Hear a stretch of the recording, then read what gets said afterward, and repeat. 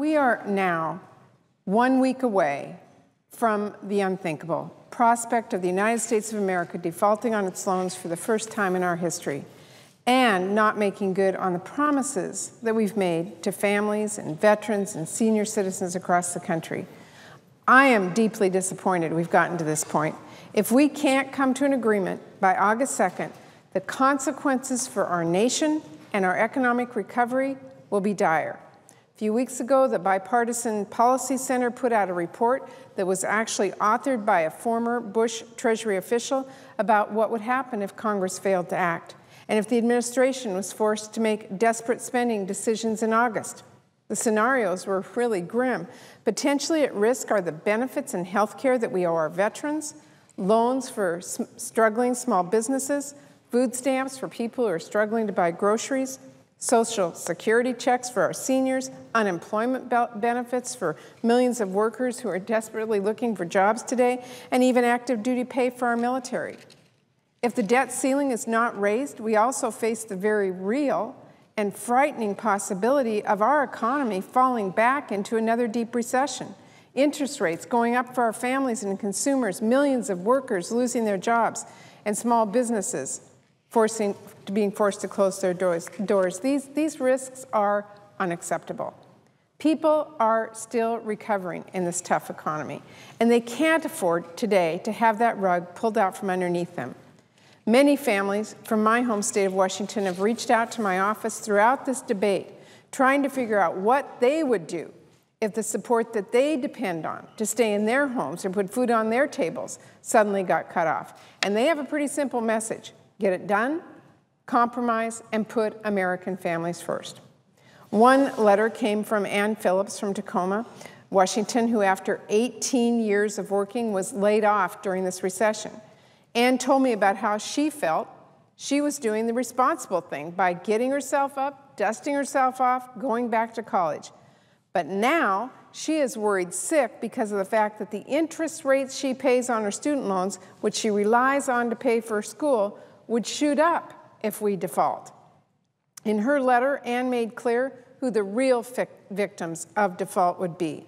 She said, and I quote, "Ultimately, people like me, my husband, my family, and all the people I know who are doing their best every day to make a contribution to society will pay the expense." And Ann is not alone in her concern. I've heard from veterans like Kenneth Huff. He's a retired Master Sergeant from Olympia, Washington. He spent 28 years serving our country. He told me how through a life in the military, he learned the value of compromise and how he's tired of the way the people's work is not being done. He wrote, and I quote, "I agree, we can cut back on spending. I know we can do a better job, but not on the backs of the very poor, the middle class, veterans, and our seniors who are on Social Security and Medicare." I've also heard from Social Security recipients like Alyssa Terry from Bellingham, Washington, who told me how important that monthly check is to her and just what it would mean if she didn't get it next month. She said, and I quote, "Social Security is my lifeline. It stands between me and homelessness." Mr. President, these families and seniors deserve to have the certainty of a federal government that stands ready to pay its debts. They do not deserve to turn on the news every day and read about the political games the House Republicans are playing with their lives and economic futures. You know, Democrats have been at the table. We've been ready and willing to compromise for months and months. We know we need to get this done. We have offered up compromise after compromise. We have come to the middle and beyond. We have offered up serious and deep cuts in federal spending. Very hard for some of us to do, but we've put it on the table. And then we offered even more. But again and again, the House Republicans have said no. They refuse to compromise, and they refuse to come to the middle. And time again, they seem to be more interested in satisfying the most extreme elements of their base than on finding real solutions for the people of this country. Mr. President, the House Republicans even sent us a bill they called Cut, Cap, and Balance that was not only widely understood to be a political gimmick, but it had no chance of becoming law. And not only would it have been absolutely devastating for families and seniors across the country, but it managed to waste precious time here in Congress at a point when that resource is getting scarcer and scarcer. So we're down to the wire. Political games need to end. They need to stop finding ways to say no and start figuring out what they can say yes to. Mr. President, the bill that we introduced last night is a compromise. I don't believe it's perfect, but it gets us to where we need to get today to protect families and small businesses across America from market uncertainty, not just for a month or two.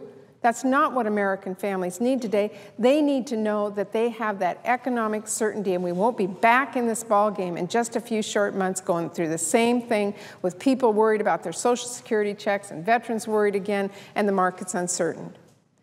The legislation that was introduced last night does make deep and serious cuts to government spending, savings that have either been discussed and agreed on in previous negotiations with Republicans or that Republicans have actually used in the budget that they recently passed themselves.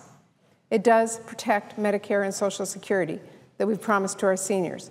It does not increase revenues, something many of us have argued time and time again need to be a part of a balanced approach to a conclusion here. But we understand that compromise is important. So it doesn't increase revenues. And that appears to be something my Republican colleagues have almost single-mindedly focused on through this process. So we have given on that.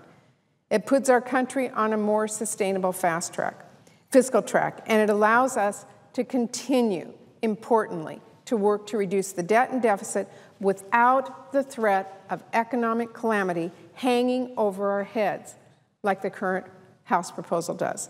Mr. President, on this side, Democrats have bent over backwards to get this done. We compromised again, and then again. And the bill that was introduced last night on our side is the fruit of many compromises. We did this not because we think this is the ideal way to tackle this issue. Democrats do want a larger and a more balanced package that we believe will address our problems in a responsible way for years to come. But we put this forward because we know the American people today want results, not rhetoric. And we know the consequences of inaction are far too high. So, Mr. President, I call on our Republican colleagues to support this legislation. Stop playing politics with the American economy and work with us to solve this problem for the American people.